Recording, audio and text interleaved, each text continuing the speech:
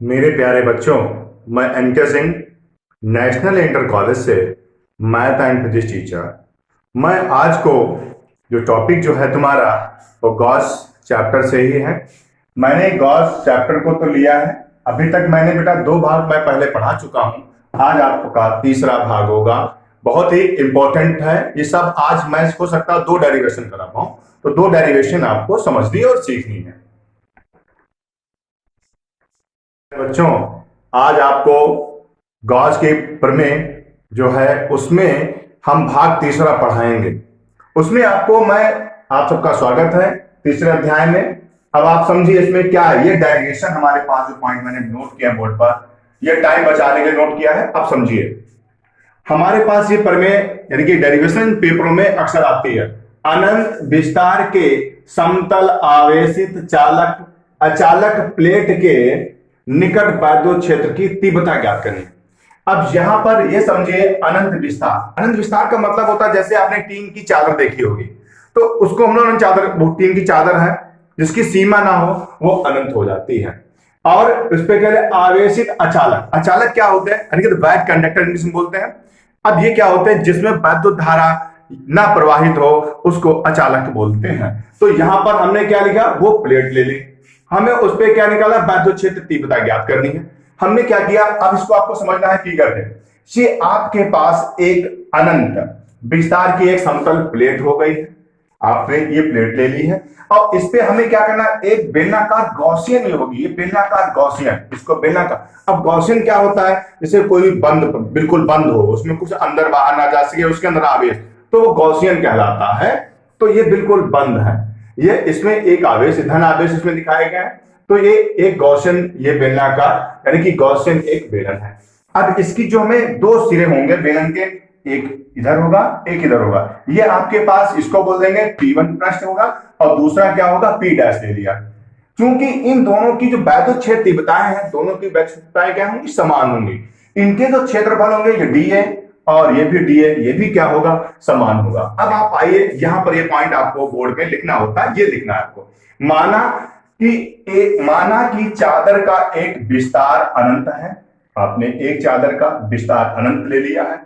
अतः चालक के समीप दोनों सिरों पर, दोनों सिरों या सभी यानी कि दोनों सिरों पर वैद्युत क्षेत्र तीव्रता वेक्टर ई का परिणाम समान होगा। यानी कि इस साइड में और इस साइड में दोनों तरफ वैद्युत क्षेत्र तीव्रता क्या होगी? आपकी समान होगी।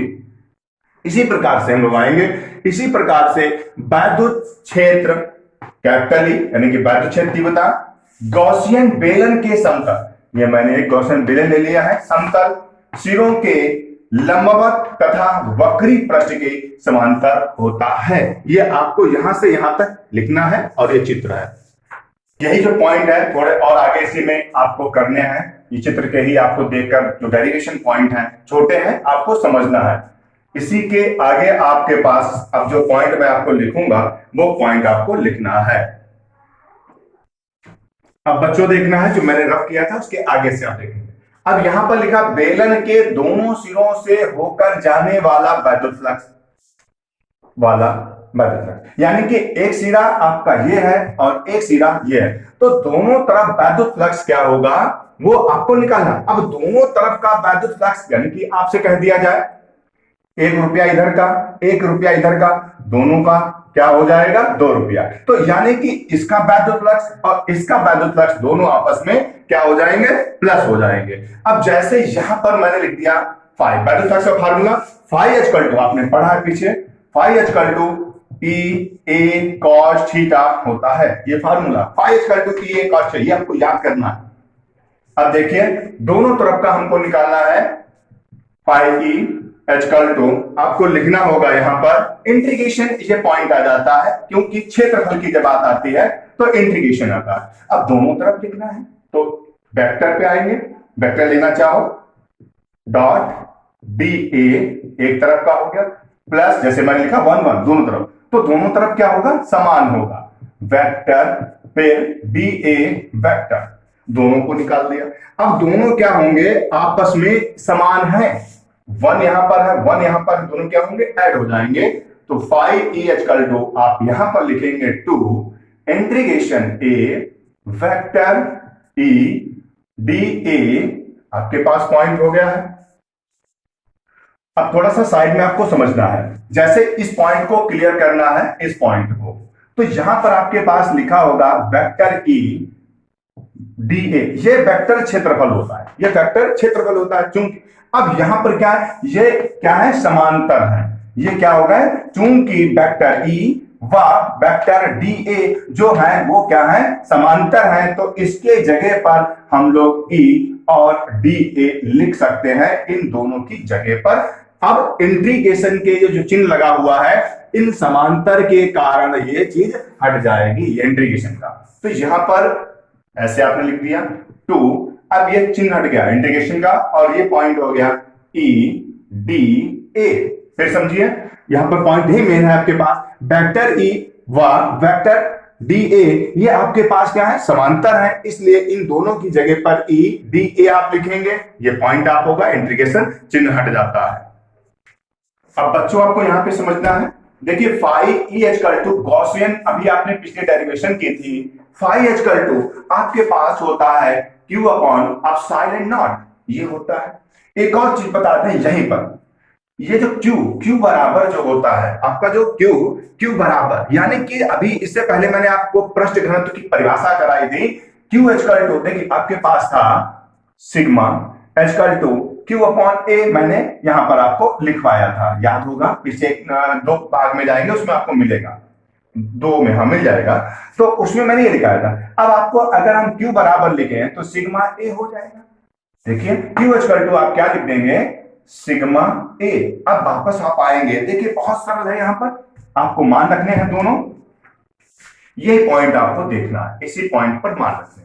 देखिए बच्चों, इस फाई की जगह पर आपने रखा क्यू अपॉन एप्सिलॉन नॉट, यहीं पे देखते रहिए, डायरेक्ट बिल्कुल करना। अब क्यू की जगह पर आपको क्या रखना, सिग्मा ए रखना है।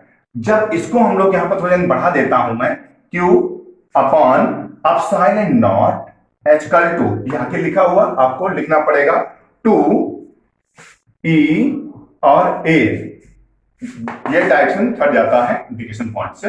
अब देखिए यहां पर इतना करने के बाद में, अब इस क्यू की जगह पर आपको क्या लिखना है, बोर्ड पर देखिए, sigma A upon epsilon not equal to 2 E A. अब देखिए ये ए जो है, ए आपस में कट जाता है, समझ में आया। अब जब ये कट जाएगा, आपको क्या निकालना है, वैद्युत क्षेत्र तीव्रता निकालनी है बच्चों, क्या निकालनी है, देखिए डेरिवेशन पॉइंट वैद्युत क्षेत्र तीव्रता, यहां पर ई आपके पास है, इसी थोड़ा और आगे देखेंगे, ई को मैंने यहां पर रोक लिया, तो ये 2 कहां पे लिखे हैं, गुणे में है, तो कहां पर आएंगे, बटे में आएंगे, आपको लिखना सिग्मा अपॉन एप्सिलॉन नॉट। अब बच्चों देखिए, हमको वैद्युत क्षेत्र तीव्रता निकालनी है, तो क्या हुआ, E equal to sigma 2 epsilon not. ये डेरिवेशन मोस्ट इंपॉर्टेंट है और बहुत सरल है, कठिन नहीं है। आपको मैंने कितने पॉइंट, 1 2 3 4 5 6 7 8 पॉइंट पर कोई डेरिवेशन कंप्लीट हो जाती है, ये 4 नंबर में आती है बोर्ड एग्जाम में। बच्चों ये डेरिवेशन, ये देखिए, ये भी डेरिवेशन मोस्ट इंपॉर्टेंट है बोर्ड एग्जाम के लिए, क्योंकि हमें लगता है फिजिक्स में 25 डेरिवेशन है जो मोस्ट इंपॉर्टेंट है, ये आपको समझना है, ये बहुत इंपॉर्टेंट है। अनंत तार के एक समान आवेशित, क्या लिखा, अनंत लंबाई के एक समान आवेशित तार के वैद्युत क्षेत्र तीव्रता, यानी कि इसका पॉइंट ये है, आपने कोई एक तार ले लिया, कोई ऐसे तार ले लिया, और इस तार पर हमें क्या निकालनी है, वैद्युत क्षेत्र तीव्रता। जैसे मैं, चूंकि मेरे पास आज उपकरण नहीं है, वैसे आप अगर करना चाहो, एक बैटरी ले लीजिए, 4 वोल्ट की बैटरी ले लीजिए, ये प्रैक्टिकली है, 4 वोल्ट की आपने बैटरी ले ली, और जो दिशा सूचक यंत्र होता है उसको आप इसके जब पास लेके आओगे, यहां पर ले आओगे, यहां पर लाना, यहां पे लाना, यहां पर कहीं पर भी अगर लेके जाओगे, तो उसके अंदर एक नॉर्थ और साउथ की एक जो उसमें वो बनी होती है सुई, वो क्या करने लगती, वाइब्रेशन करने लगेगी।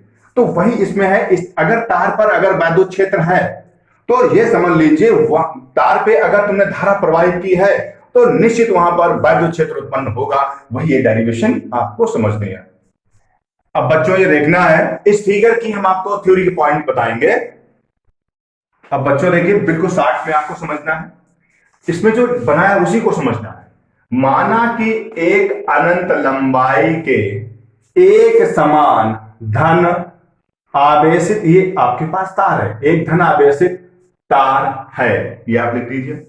तार का रेखी घनत्व जो है, तार का रेखी आवेश जो घनत्व है, यानी कि देखो घनत्व सब में होता है, आपको पता है पानी में भी घनत्व होता है, पानी का घनत्व एक होता है, तो ऐसे ही इस तार का जो घनत्व है वो रेखी आवेश घनत्व, ये क्या है, लैम्डा कूलम प्रति मीटर, आपने लिख दिया।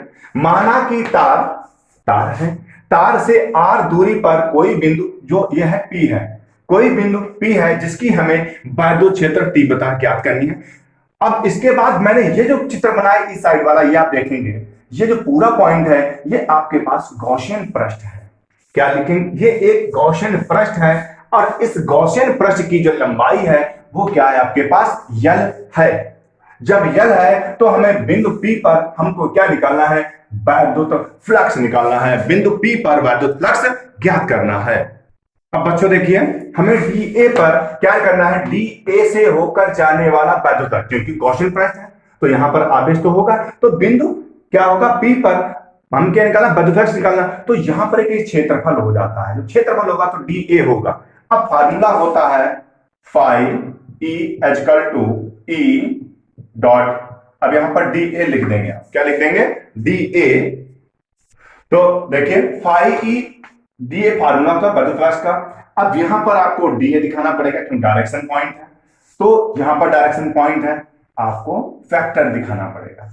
आप जब इसको वेक्टर दिखा देंगे, फार्मूला और होता है इसके आगे cos थीटा। अब यहां पर एक समझना, थीटा की जो वैल्यू है यहां पर 0 डिग्री है, यहां पर कोण जो है वो 0 है, बिल्कुल जब 0 है तो अब इसका जो बनेगा वो फार्मूला बन जाएगा।